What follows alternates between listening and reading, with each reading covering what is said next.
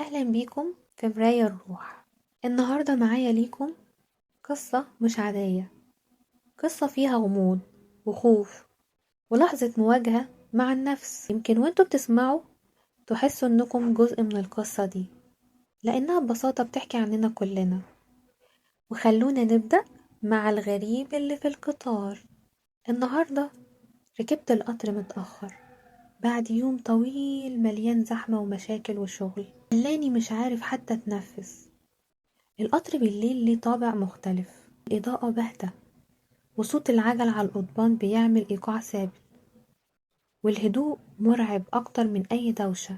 بصيت حواليا في العربيات، تقريبا العربيات كلها فاضية، بس في جنب واحد كده نايم، واحدة ماسكة تليفونها، وراجل كبير غرقان في جورنان قديم.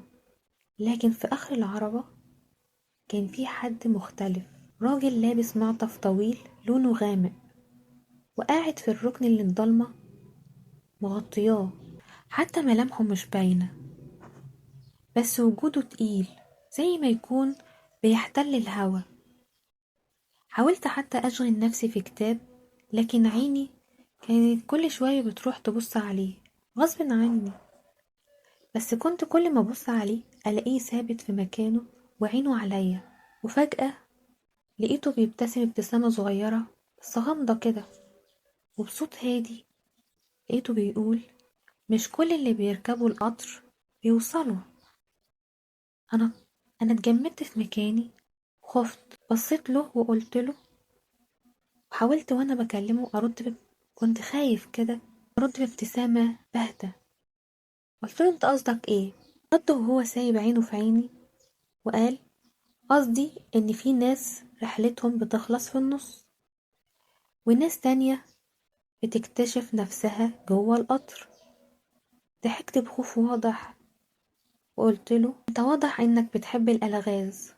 لكن قبل ما اكمل قال كلام خلاني اتوتر اكتر. قال: انت جاي النهاردة من شغل تقيل، حسيت ان انت مش عايز حتى ترجع البيت، بس برضو ركبت القطر في اخر لحظة. صح. انا خفت اكتر وقلبي وقع، وقلت له: انت انت عرفت الكلام ده منين؟ ابتسم وقال بهدوء: انا مش غريب، انا جزء من قصتك. وفجأة القطر دخل نفق طويل، مرة واحدة كل النور اختفى وبقى المكان كله ظلام كامل. صوت العجل بيعلى والهدوء بقى خانق. حسيت بحاجة بتتحرك جنبي، صوت نفس حد قريب، قريب قوي، وعمال يقرب أكتر. والنور فجأة رجع بعد لحظات، ولقيته قاعد قصادي مباشرة. طب ازاي اتحرك من غير ما اخد بالي؟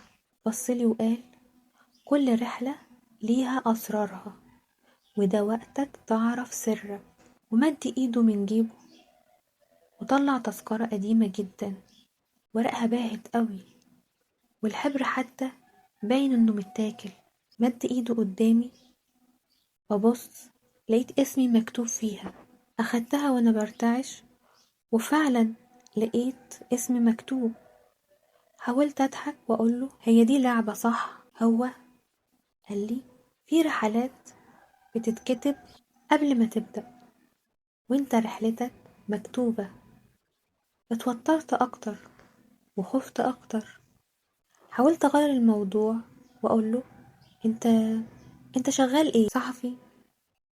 ساحر؟ ولا بتحب تخوف الناس؟ ابتسم ابتسامة باردة: انا مراية، واللي بتشوفه فيا مش انا، ده انت. القطر فجأة وقف، بصيت من الشباك لقيت محطة غريبة، الأرصفة كلها مكسرة واللوحات متكسرة، مفيش نور ولا حتى في روح. الغريب قال لي: دي محطتك، لو نزلت هتكتشف نهايتك، ولو فضلت يمكن تلاقي بداية جديدة. بما انكم مكملين لسه معايا، ما تنسوش تشتركوا في القناة وتفعلوا الجرس، ويلا بينا نكمل قصتنا. سمعت أصوات خفيفة برا، زي همهمات ناس بينادوا عليا، لكن قلبي كان بيصرخ وبيقولي ما تخرجش. فضلت مكاني وهو فضل بيبصلي بتركيز أكتر.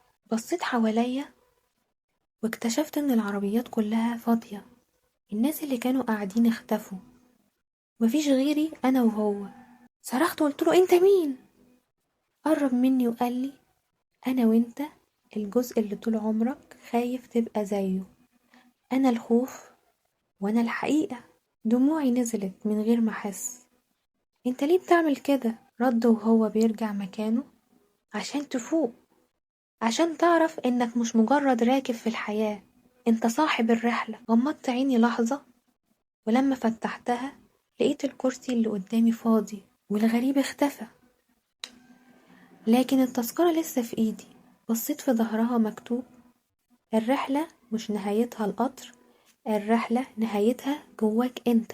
وصوته اتردد في وداني، مش كل اللي بيركبوا القطر بيوصلوا، لكن كل واحد بيلقى حقيقته.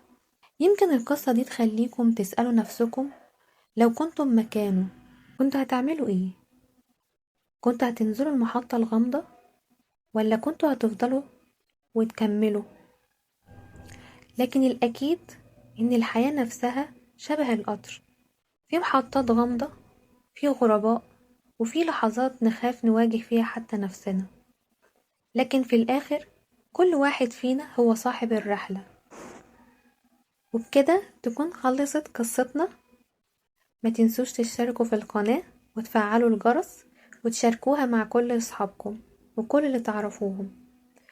وما تنسوش تقولولي رأيكم لو انتم مكانه هتعملوا ايه؟ هتفضلوا مكانكم وتكملوا ولا هتنزلوا المحطة الغامضة؟ أشوفكم على خير.